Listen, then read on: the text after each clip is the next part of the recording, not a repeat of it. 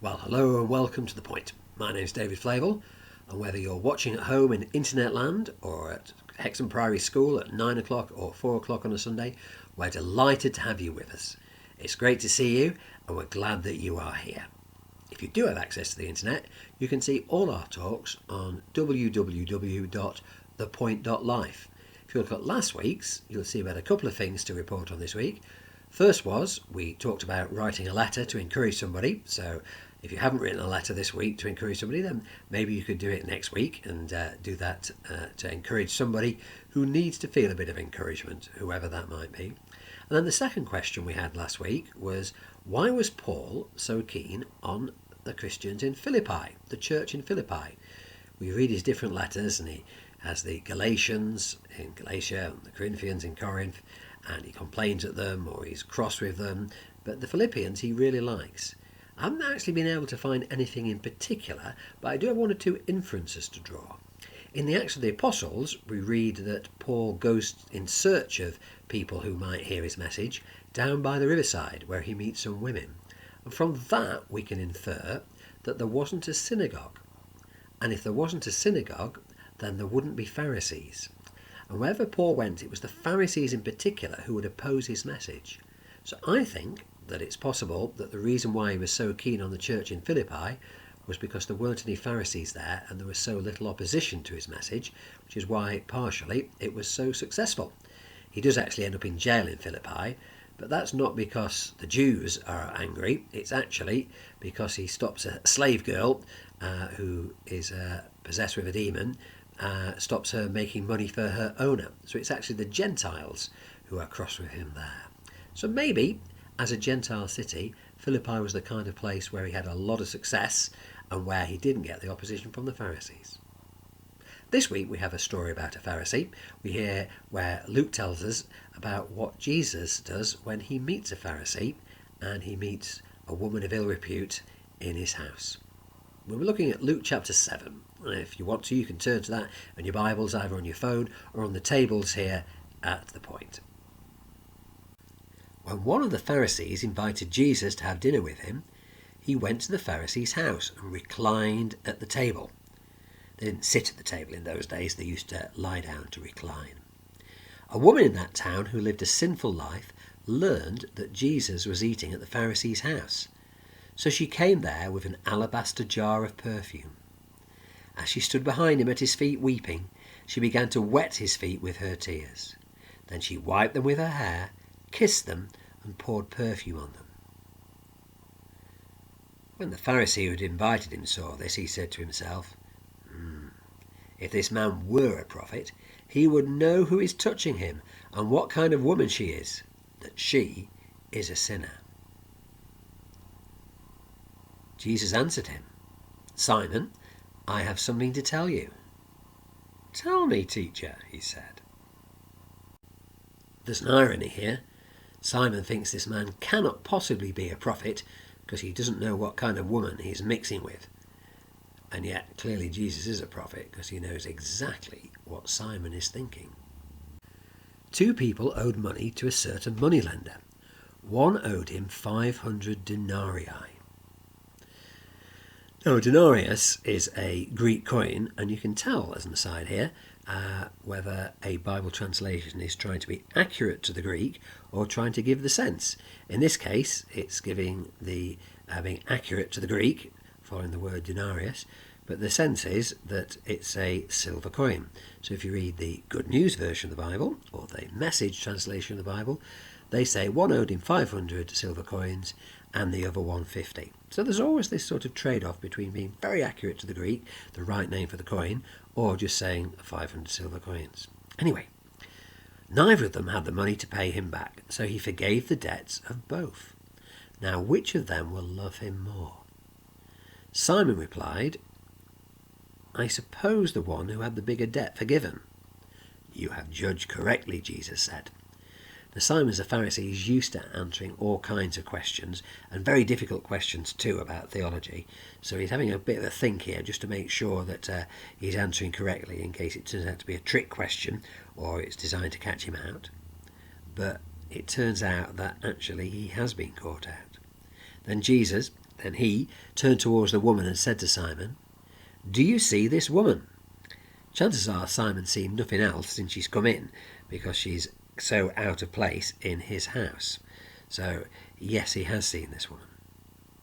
"I came into your house. You did not give me any water for my feet, but she wet my feet with her tears and wiped them with her hair.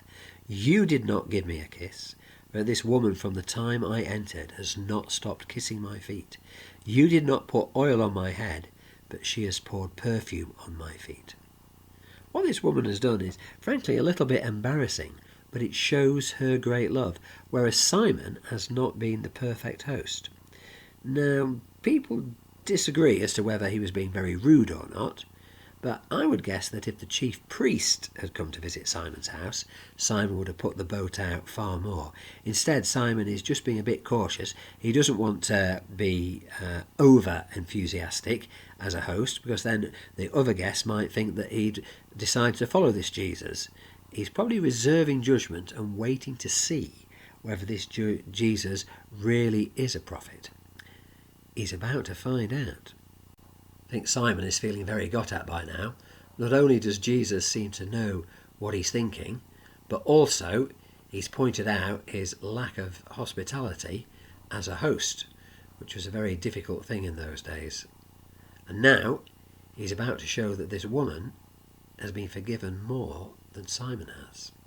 "Therefore I tell you, her many sins have been forgiven, as her great love has shown. But whoever has been forgiven little, loves little." Now this is clearly aimed at Simon, and it shows that Jesus knows she has many sins and knows exactly who she is and exactly what she's done. But he also points out that she has great love. And whoever's been forgiven little loves little. I expect he's looking at Simon directly as he says that, because Simon thinks that he doesn't need to be forgiven very much because he's such a straight-up, good, righteous guy who does the right thing. And now he's being told he loves little. Then Jesus said to her, "Your sins are forgiven." Now that is completely dramatic, because that is, only God can forgive sins. So Jesus saying that is absolutely outrageous. But Simon seems to have been struck dumb by what's happened, or he's certainly not asking another question or making any comment after what happened last time. So it's the other guests who begin to say amongst themselves, "Who is this who even forgives sins?" And Jesus said to the woman, "Your faith has saved you. Go in peace." And the implication here being that he doesn't say to Simon, "Your faith has saved you," even though Simon thinks he has got great faith in God. So in this dramatic encounter, we have a man who thinks he's righteous and a woman who knows she's a sinner, a woman who knows she's fallen short of what's right.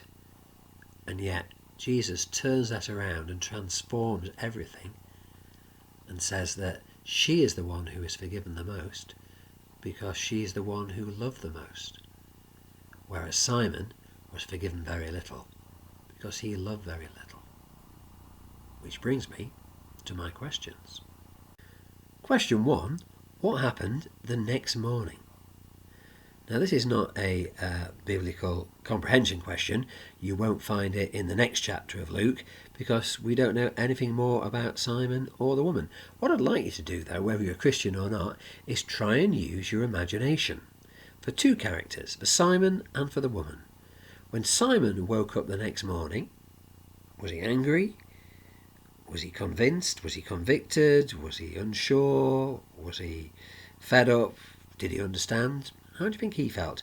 And the woman, when she woke up the next morning, what was going through her mind? So do a little bit of imaginative thinking. Put yourself in their shoes, and what would that be like the next morning? Number 2, I don't know if you've heard this phrase before, but I've heard it many a time. Well, you know, there's good and bad in everyone.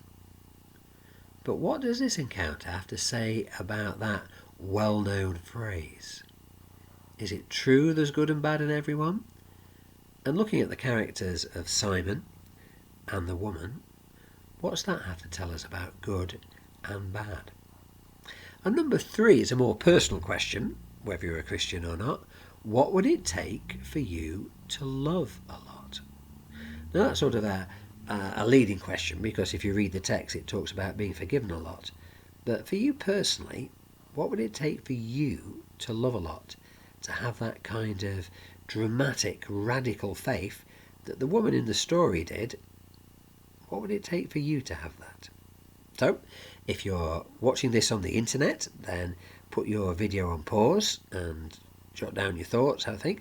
If you're actually at Hexham Priory School at 9 o'clock or 4 o'clock on a Sunday, then grab yourself a coffee or a tea, sit yourself down, find yourself a table to talk with, and of course always remember that if you've got a different question or a better question that you'd like to ask, then get that in early. Otherwise we'll come back in a little while. Well, I hope you found those questions challenging and stimulating. We're going to finish now, but I'm going to just give a few takeaways before I ask the person in charge to say the final prayer. Well, number 1, the very clear message from the passage is don't be self-righteous. Simon thought a lot about himself and didn't think much of the woman, and yet he is the one who is condemned for not loving a lot. So don't think of yourself as better than you are. And number 2, realise our need of forgiveness. Simon didn't realise how much he needed to be forgiven, but the woman knew exactly that she needed to be forgiven. When we realise how much we need to be forgiven, we realise how much we have been loved, and that leads us to love others and to forgive others. Forgiveness is not easy, it can be costly, but when we realise the price that Jesus paid on the cross for us, then that's when we realise just how much we are loved and just how much we've been forgiven. So, this week, if you get the opportunity to be forgiving, then why not give it a try? But realise that you are loved and you are forgiven.